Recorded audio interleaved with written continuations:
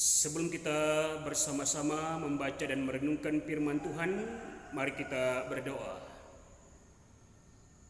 Terima kasih ya Allah atas persekutuan kami saat ini. Kami boleh memuji memuliakan nama-Mu. Saatnya hati dan waktu kami sediakan untuk membaca dan merenungkan firman-Mu ya Allah. Berkati kami semua jemaat-Mu, berkati hamba-Mu dalam menyatakan kebenaran-Mu saat ini. Ampuni dosa dan salah kami di dalam nama Tuhan Yesus. Amin. Pembacaan Alkitab sesuai dengan nas Almanak GKS Sabtu tanggal 17 Oktober 2020 tertulis di dalam kitab Perjanjian Baru Injil Matius pada pasal yang ke-14 ayat yang pertama sampai yang ke-12. Injil Matius pada pasal yang ke-14 ayat yang pertama sampai yang ke-12. Firman Tuhan tertulis dan akan dibaca demikian bagi kita. Yohanes Pembaptis dibunuh. Pada masa itu sampailah berita-berita tentang Yesus kepada Herodes raja wilayah. Lalu ia berkata kepada pegawai-pegawainya, "Inilah Yohanes Pembaptis. Ia sudah bangkit dari antara orang mati dan itulah sebabnya kuasa-kuasa itu bekerja di dalamnya. Sebab memang Herodes telah menyuruh menangkap Yohanes, membelenggunya dan memenjarakannya, berhubung dengan peristiwa Herodias istri Filipus saudaranya. Karena Yohanes pernah menegurnya, katanya, 'Tidak halal engkau mengambil Herodias.' Herodes ingin membunuhnya, tetapi ia takut akan orang banyak yang memandang Yohanes sebagai nabi. Tetapi pada hari ulang tahun Herodes menarilah anak perempuan Herodias di tengah-tengah mereka dan menyukakan hati Herodes. Sehingga Herodes bersumpah akan memberikan kepadanya apa saja yang dimintanya. Maka setelah dihasut oleh ibunya, anak perempuan itu berkata, 'Berikanlah aku di sini kepala Yohanes Pembaptis di sebuah talam.' Lalu sedihlah hati raja, tetapi karena sumpahnya dan karena tamu-tamunya diperintahkannya juga untuk memberikannya. Disuruhnya memenggal kepala Yohanes di penjara, dan kepala Yohanes itu pun dibawa orang di sebuah talam, lalu diberikan kepada gadis itu dan ia membawanya kepada ibunya. Kemudian datanglah murid-murid Yohanes Pembaptis mengambil mayatnya dan menguburkannya. Lalu pergilah mereka memberitahukannya kepada Yesus." Demikian pembacaan firman Tuhan. Yang berbahagia adalah kita semua yang telah mendengarkan firman ini dan mampu menjadi bagian di dalam pelaku firman Allah yang hidup. Amin. Jemaat yang sama dikasih dan diberkati di dalam nama Tuhan Yesus, salam sejahtera bagi kita semua. Salam. Terpuji nama Allah. Yohanes Pembaptis adalah anak Imam Zakaria dan Elisabet. Dalam kitab Injil Lukas pada pasal yang pertama bisa kita lihat, ia melakukan baptisan sebagai tanda sebuah pertobatan dan pengampunan dosa. Dalam Injil Lukas pada pasal yang ketiga ayat yang ketiga, ia perintis jalan untuk Yesus yang akan membaptis dengan Roh Kudus dan dengan api. Juga dalam Injil Lukas pada pasal yang ketiga ayat yang ke-16. Ia kemudian dipenjarakan dan dibunuh oleh Herodes sebab ia menegur Herodes tentang kelakuannya yang tidak baik. Jemaat yang sama dikasih dan diberkati di dalam nama Tuhan Yesus. Herodes Antipas, anak Herodes Agung raja wilayah atas Galilea, yang kemudian dipecat lalu ia kawin dengan Herodias bekas istri saudaranya. Dalam konteks Injil Lukas pada pasal yang ketiga ayat yang ke-19. Dan dalam konteks nas ini pun dialah yang membunuh Yohanes Pembaptis. Jemaat yang sama dikasih dan diberkati di dalam nama Tuhan Yesus. Ketika perasaan dan hati kita sedang senang, sedang mengalami kesukacitaan dan kegembiraan, hal-hal apapun yang diinginkan, yang diminta dari kita, besar kemungkinan selalu dan akan kita penuhi, karena hati dan perasaan kita sedang mengalami kebahagiaan dan sukacita itu. Tetapi pertanyaannya jemaat adalah, ketika permintaan itu adalah sebuah permintaan yang sebenarnya tidak sesuai dengan apa yang menjadi bahagian dalam hati dan nurani kita ini, apakah itu tetap menjadi sebuah permintaan yang harus kita turuti atau tidak? Ini pertanyaannya. Dalam konteks nas ini jemaat, saat Herodes raja wilayah sedang melaksanakan sebuah pesta dan dia mengundang ada banyak tamu-tamu yang ada pada saat itu, ketika raja sedang mengalami sebuah kesukacitaan dan kegembiraan, adanya sebuah ruang dan kesempatan yang dipergunakan oleh anak perempuan Herodias dalam meminta sebuah keinginan atas dasar petunjuk dan kemauan ibunya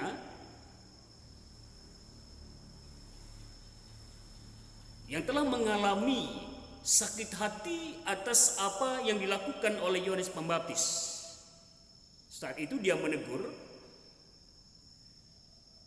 bahwa apa yang dilakukan oleh Herodias adalah sesuatu yang tidak baik.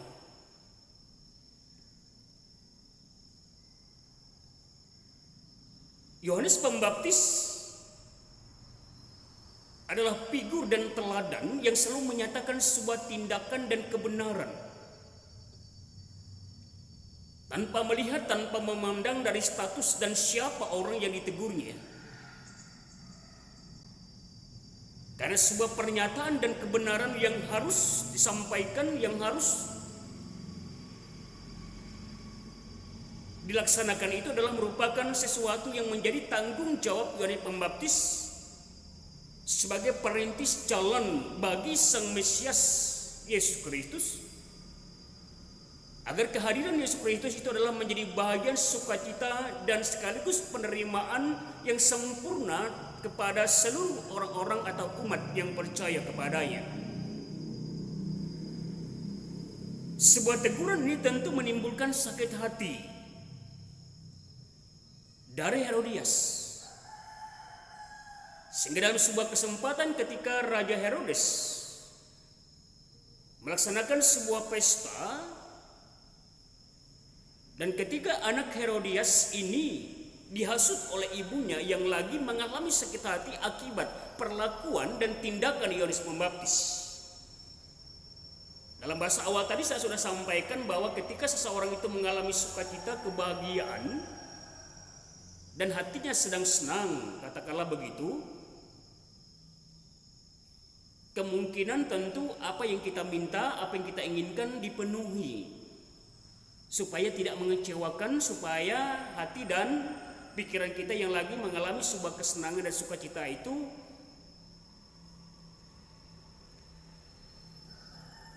tidaklah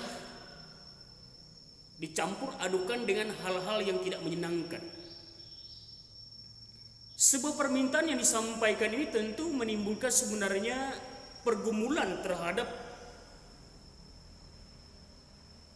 Raja Herodes saat itu. Tetapi Raja Herodes tidak menginginkan, dia sebagai seorang raja tidak melakukan apa yang seharusnya dilakukan sebagai seorang penguasa, apapun itu bentuknya. Apalagi permintaan itu disampaikan oleh anak Herodias di tengah-tengah orang banyak. Sebuah permintaan yang sebenarnya sulit dilakukan atau dikabulkan oleh Raja Herodes ketika Yohanes Pembaptis saat itu dipenjara. Tetapi justru dalam kesempatan itu, anak dari Herodias meminta kepala Yohanes Pembaptis. Jemaat yang sama dikasih dan diberkati di dalam nama Tuhan Yesus. Melalui firman Tuhan kepada kita pada saat ini, ada sebuah pemaknaan dari tindakan yang dilakukan oleh Yohanes Pembaptis. Karena Yohanes Pembaptis adalah perintis jalan bagi kemuliaan nama Allah dalam kehadiran Kristus Yesus. Dalam memperkenalkan Yesus Kristus sebagai yang diutus sebagai anak Allah. Yohanes Pembaptis ingin menegakkan sebuah kebenaran dalam setiap aspek kehidupan tanpa melihat memandang dari status, pangkat, dan kedudukan seseorang. Dalam sebuah pernyataan dan tindakan kebenaran yang harus menjadi sebuah prioritas yang utama, yang menjadi bahagian yang Yohanes Pembaptis lakukan sebagai sebuah teladan dan petunjuk bagi setiap kehidupan kita, orang-orang yang percaya pun pada masa kini, supaya tidak memilah, supaya tidak membanding-bandingkan setiap bahagian dalam apa yang disampaikan menurut firman Allah, dalam melakukan setiap hal yang baik, yang benar. Nyatakanlah, sampaikanlah, tegurlah setiap bahagian yang menjadi tanggung jawab kita, status dan kedudukan kita apapun itu, sebagai jemaat, sebagai majelis, sebagai pendeta, sebagai masyarakat. Ketika Allah telah memberikan satu harapan dan keinginan bagi kita untuk melakukan setiap hal dan memberikan petunjuk dalam menyatakan sebuah kebenaran, marilah kita bersama-sama mewujudkan semuanya ini menjadi bahagian yang harus kita taati, yang harus kita sampaikan. Karena di sanalah letak nilai yang hakiki, yang dasar dari apa yang dikehendaki oleh Allah dalam sebuah tanggung jawab dan kepenuhan hidup kita untuk mewujudkan salam damai sejahtera untuk kemuliaan dan hormat bagi nama Allah. Tuhan Yesus memberkati jemaat. Amin. Mari kita berdoa. Terima kasih ya Allah atas firman-Mu bagi kami saat ini, terpuji nama-Mu yang kudus. Inilah ya Tuhan seluruh kehidupan kami jemaat-Mu saat ini. Kami tetap memohon arahan, petunjuk dan kasih-Mu ya Allah dinyatakan dalam setiap aspek kehidupan kami. Biarlah kami mampu untuk menjalankan setiap bahagian dari kebenaran. Biarlah kami mampu untuk sehati, sepikir, sekata. Biarlah kami mampu ya Tuhan untuk saling mengingatkan satu dengan yang lain, agar kami boleh tetap menjalankan setiap hal yang baik, yang benar, yang berkenan kepadamu.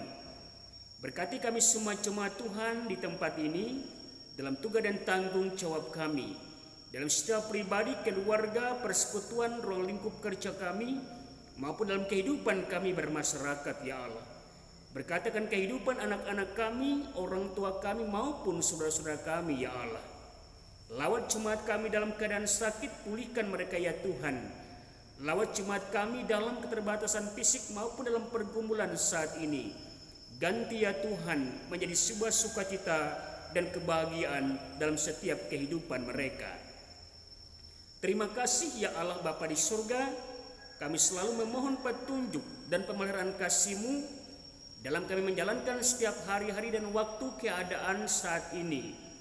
Biarlah kami tetap mempercayakan hidup kami dan selalu berpengharapan hanya kepadamu.